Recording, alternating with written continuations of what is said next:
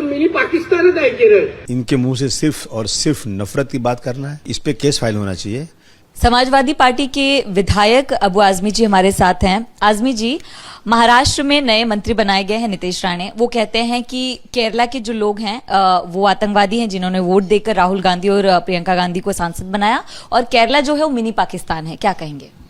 मुझे हंसी आती है इस तरह ओछी और थर्ड क्लास बातें करना और ऐसे आदमी को मंत्री बना देना। मैं समझता हूँ क्या बीजेपी ने यही तय किया है कि इनके मुंह से सिर्फ और सिर्फ नफरत की बात करना है। मैं समझता हूँ कि इस पे केस फाइल होना चाहिए। केरला के लोग एक सेकुलर लोग हैं। केरला के लोगों ने वहाँ पे फिरका परस्तों को घुसने नहीं दिया है। मैं उनको बधाई देना चाहता हूँ। और वो केरला के लोगों को आतंकवादी कहते हैं। मतलब इस पे मुख्यमंत्री जी को देखना करना चाहिए कि इस तरह की बातें करने वाले को के खिलाफ सख्त कार्रवाई होना चाहिए। मिनी पाकिस्तान जैसे शब्द का इस्तेमाल किया उन्होंने आजमी साहब। नहीं, मतलब भारतवर्ष मिनी पाकिस्तान है होना है, इस तरह की बात है। जिस एरिया में थोड़ा माइनॉरिटी के लोग रहते हैं उस एरिया को मिनी पाकिस्तान कहते हैं ये लोग।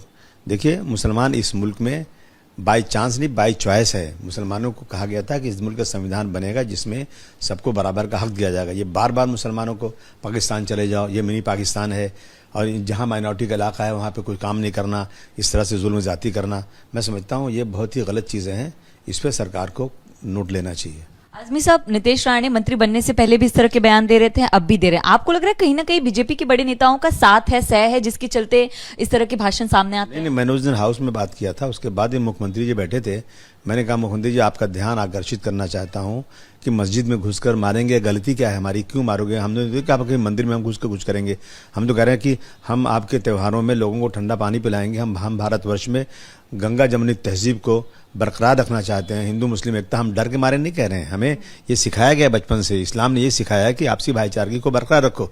लेकिन ये लोग नफरत बात करते हैं और मुख्यमंत्री जी के सामने फिर वो खड़े होकर उन्होंने फिर वहाँ बोला ऐसी बातें। मैं समझता हूँ कि बड़े नेताओं का अगर सह नहीं होता तो ऐसे लोगों को कभी मंत्री बनाया नहीं जाता। मेरा एक सवाल है कि नए साल के लिए कुछ ही देर बाकी है और ऐसे में बरेलवी साहब हैं, वो कहते हैं कि नया साल मनाना नाजायज है मुसलमानों के लिए। आपकी क्या राय है इस पर? बिल्कुल सही बात है। ये देखिए, आदमी की 1 साल उम्र कम हो जाती है। मुल्क जो आगे जा रहा है, हमें इस पे जो है इस तरह का निकलना, शराब पीना, नाचना गाना, नए साल में होता क्या? ये सब चीज़ें होती है। नहीं, इस्लाम इन चीज़ों को सख्ती के साथ मना करता है कि आप नाच गाना, शराब पीना। नए साल मनाने का मतलब है कि आप सड़क पे उतरें और ढोल बजाएं आप जाके, और वहाँ शराब पिए जाकर लड़की लड़के एक साथ नाचें वहाँ पर। तो ये चीज़ें नाजायज़ है इस्लाम में, इसलिए उन्होंने कहा इस बातों को। कुछ हिंदू संगठन के नेता जैसे चक्रपाणी जी महाराज, वो कह रहे हैं कि बरेलवी साहब का ऐसा ही, अगर उनके धर्म की बात हो तो सही है, उनके खिलाफ कोई हो तो वो चीजें नाजायज हो जाती है। नहीं, नाजायज मतलब ये तो दुनिया में इंसानियत, हमारी संस्कृति है।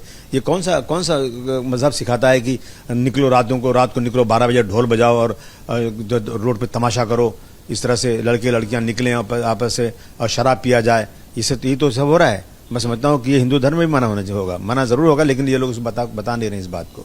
बहुत बहुत शुक्रिया आपका। कैमरा पर्सन हासिफ खान के साथ मैं Namrata Dubey, ABP news Mumbai. ABP Majha, उघडा डोळे बघा नीट।